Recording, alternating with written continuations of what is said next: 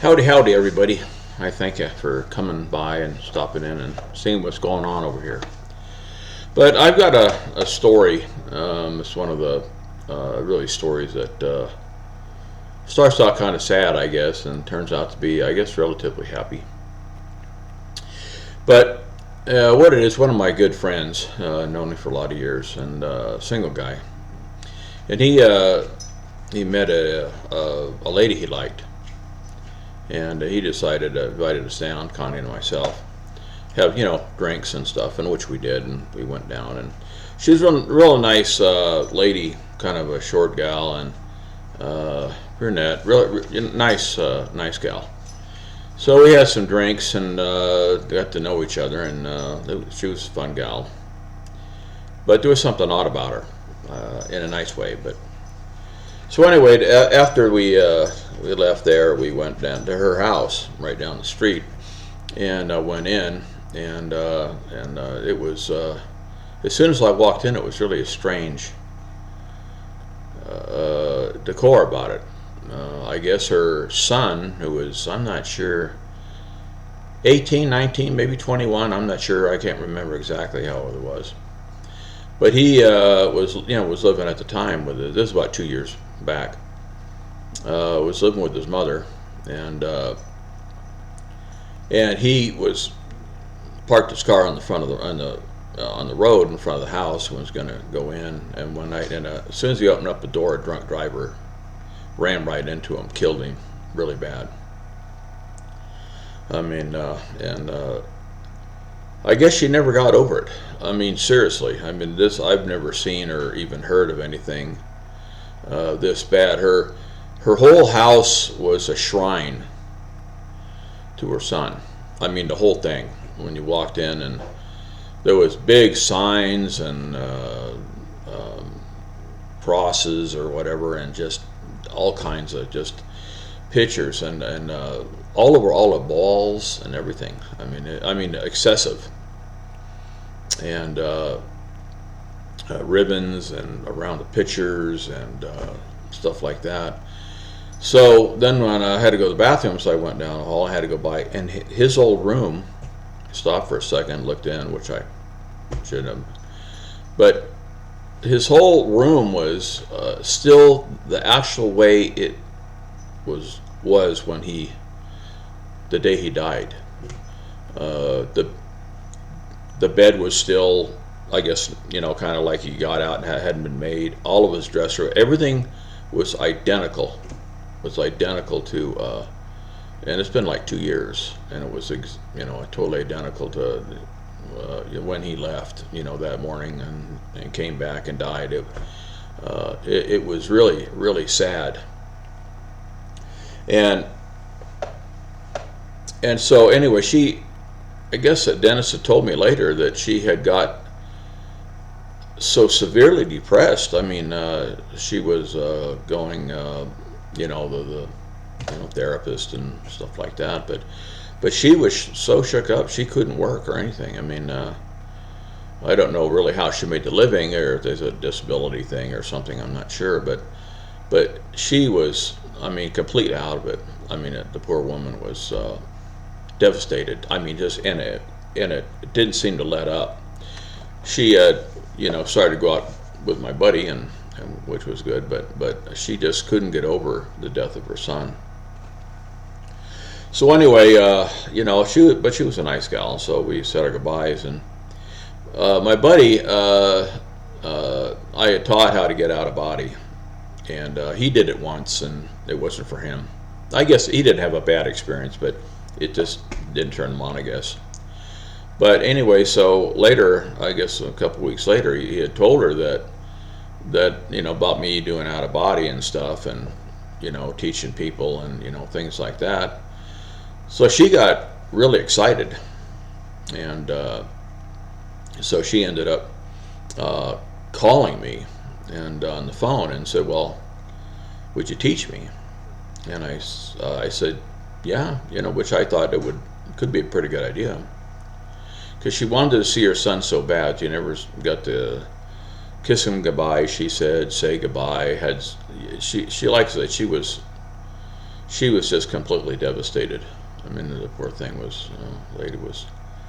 But anyway, so I said yeah, and I met with her, and I, gave her the easiest that I'd thought would be the easiest one for her to learn, and on a quick basis and everything. Didn't tell her a lot of the details. She just wanted to do one thing and one thing only, and go see her son. So anyway, I'd called her a couple of times, and she'd called me in the next 6 months, and she said she just didn't have any luck. She was trying all the time, and no matter what happened, she just, would fall asleep and wake up. The only thing I figured, she didn't really have a fear of going, something was holding her back, and I don't think it was fear or anything like that. She was so engulfed to just go do that thing but I thought it was excitement, because she was all excited when she first asked me about it. When I was teaching her how to do it, she was really excited. I mean, a little kid at Christmas time, she really wanted to do it. So the only thing I could think of was like I said, excitement. It's just because when you're trying to get out, you got to have a kind of not a blank mind, but you have to be focused. At least a major time. Sometimes it'd pop out automatically, or something like that. But if you're really excited or fearful or something like that, your body or your mind or your physical mind or whatever, I don't know if it just can't concentrate or what, but it just won't do it. Not maybe sometimes it will, I don't know, but generally it doesn't. So I kind of fell off on her, we talked a few times, 6 months, and I just figured never going to do it. And it went about, I guess it was about 1.5 years, maybe 2 years even. All of a sudden, she called me up and was just so excited. Just talking fast, and excitement was in her voice, and everything. She says, I got out, I saw him. And she was excitement. I'm looking for another word that tops excitement. But but she told me she had finally done it. She had done it, I guess, religiously every day for 2 years or 1.5 years, what it was. And she tried, and she finally got out. And she was focused. I guess she said when there was none of this get out and come back in a minute, thrown back into your body or something. She was out and knew where she was going. And I told her the target method, which I'll tell you about another video, which when you're about ready to drop, get out of body, you're thinking about something or a person or something like that, focusing in on him. And that's what she was doing with her son. And she popped out, and she was right there. She was right with her son was right there in front of her. And her son was a kind of a big hunter, fisherman, liked the woods, cabins, kind of a remote kind of a guy, lived in the city, but all the time he was going up to Alaska, I think it was, or something, and hunting and fishing, and loved the little cabins he'd ran up there or whatever. So really enjoyed that. And so when she got there, he was standing. She was maybe about 50 feet in front of this little cabin out in the woods. Beautiful, had the big beautiful trees and everything, and old cabin you'd think about, these old cabins you kind of see in movies and stuff, the old rustic kind of a place.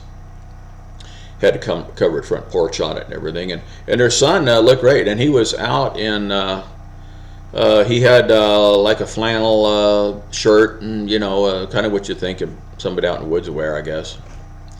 And he smiled, and she was ecstatic. She said she just ran up to him and threw her arms around him and hugged him and kissed him, and just went through just everything you think she'd do. It's been 2 years of trying, and she put out. She was really trying hard for such a long time to get to this point, and she did.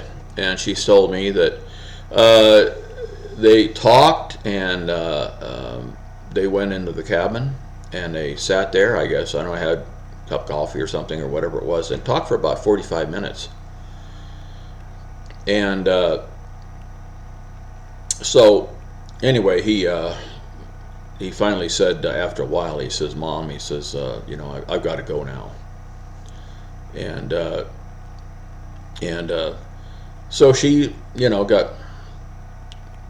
she wasn't, I guess she told me she wasn't that sad, because she had talked to him, seen him, and it wasn't a dream, you know. For you people that think that when people have an out of bodies or dreaming, it's not the way. You know, this is real. This is not something that you're thinking, well, you know, it could have been a dream, might not have been. Well, if you're having something like this, you know, because it's just in reality. It's just another reality. So anyway, she kissed him, hugged him, and you know, and he said, "I'll be waiting for you, you know, when you come home, Mom." But and so I guess she was sent back. Another thing that was kind of interesting. Usually people, as far as I'm concerned anyway, when they have a first out of body, second out of body, it's not a long one. It's not 45 minutes long. Usually it's well, a minute, 2 minutes, some a couple seconds, some go. Mine was maybe 8, 9, 10 minutes, which was pretty good. But she was, you know, out. She said seemed like about 45 minutes talking to him at the table, and you know, and everything. So anyway, she got as soon as they said goodbye, she automatically got thrown back into her body, and then she picked up the phone and called me, and I was thrilled. I was really, really thrilled that she had done it. I had kind of forgot about her. I didn't think she'd ever do it. And anyway, the end of the story is that she ended up immediately went back to work, got her life together, and didn't need to shrink therapies. Nothing. She just did what she wanted to do and made, you know, a connection. And we've lost connection with her.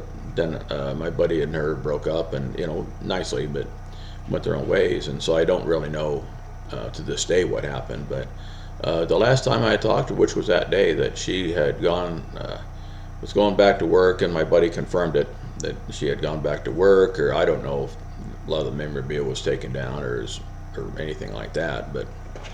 But I think the out of body, these are good stories, and they're true stories. And when you have out of body, can help so many people in so many different ways, and this is one of them. This is a good story, and it's something that I think I'd like to have everybody hear. And when my parents died, I saw them, and you know, and grandparents, and you know, and I wasn't having any issues with not seeing them, but it was good. But anyway, I hope you enjoyed that story. If you want to subscribe or like, I'd appreciate it. If you don't, that's fine. But thanks a lot for watching. Okay, bye.